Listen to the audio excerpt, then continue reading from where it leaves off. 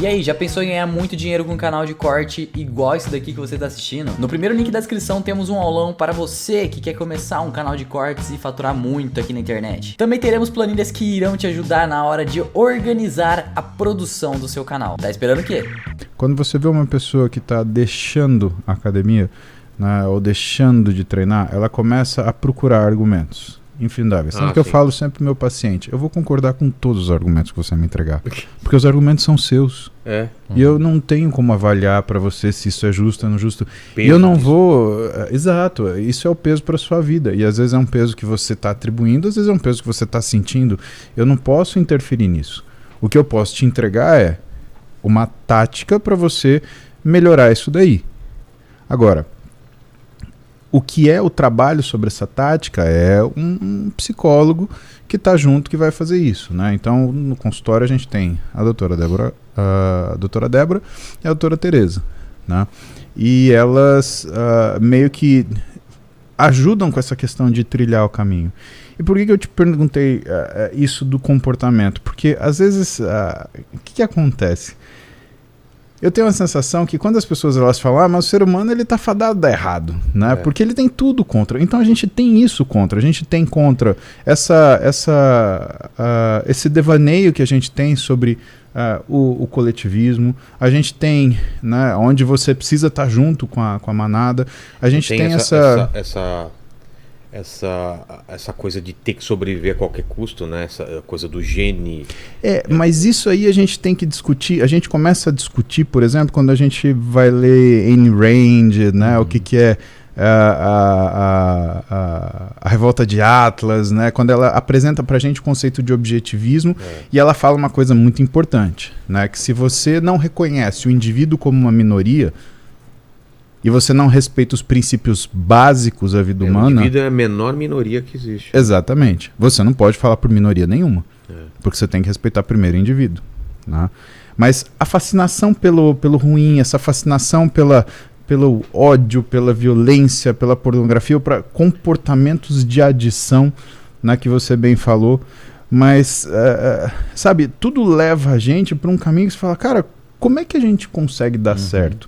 Né? É isso, o amadurecimento que faz a gente dar certo, é isso que faz a gente enfrentar aquilo que é essa tendência, entre aspas, natural. Por isso que as pessoas com menos recurso cognitivo, menos recurso educacional, acabam tendo condições piores de civilidade. E eu estou falando, não é o Paulo que está falando, né? É o Heckman, que foi prêmio Nobel, que fez um estudo muito interessante comparando pessoas que largaram o que seria o colegial, pessoas que fizeram a prova do supletivo, tendo largado o colegial, e pessoas que estudaram o colegial até o fim.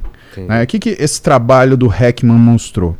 Que a curva que tinha o pior comportamento não era a curva que tinha largado o colegial, com certeza não era quem tinha terminado, mas eram os que tinham largado e feito a prova de supletivo e que atuavam na sociedade como se formados fossem. Elas tinham os piores índices de uso de droga, consumo de álcool, violência, comportamento sexual aversivo. E que isso influía, por exemplo, na sobrevida do emprego, na sobrevida do casamento. E aí a gente começa a perceber que existe a ignorância, existe a falsa sensação do conhecimento e existe o que é o conhecimento, ou vamos colocar maturidade, e aí que o Heckman ele chama de nível de consciência, né, ou capacidade de consciência. Em alguns momentos ele chama de densidade cognitiva, mas a priori nível de consciência, né, e que vem através, entre aspas, do estudo, mas... aí a gente olha o estudo, né? O que é esse estudo? É o autoconhecimento, é o conhecimento que você adquire ao longo da vida, que você observa na sua experiência, das experiências da pessoa. Do que você acha, Eslen, que protege a gente de dar errado?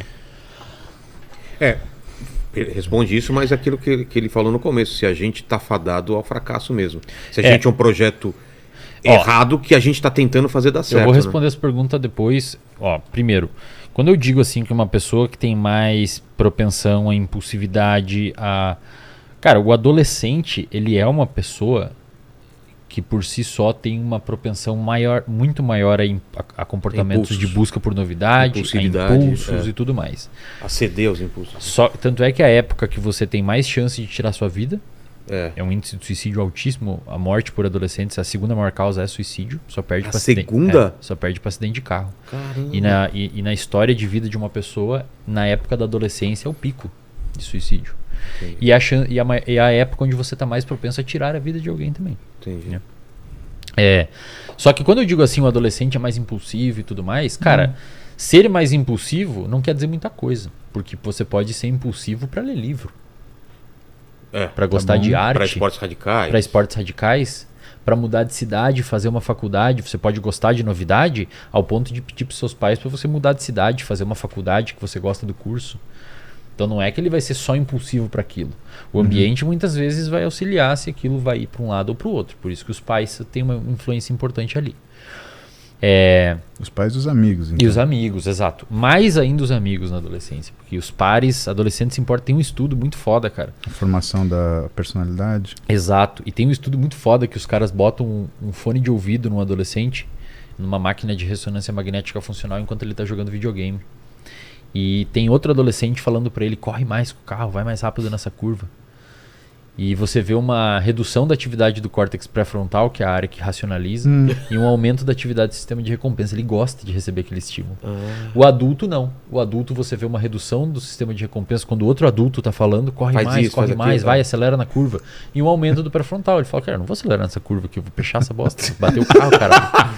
O cara tá viajando E aí no meu pega um ouvido. cara idoso e ele simplesmente ele caga porque o cara tá falando. Exato. E o adolescente, ele se importa muito. Vira, cara, senão com você os vai pares. bater. Ele...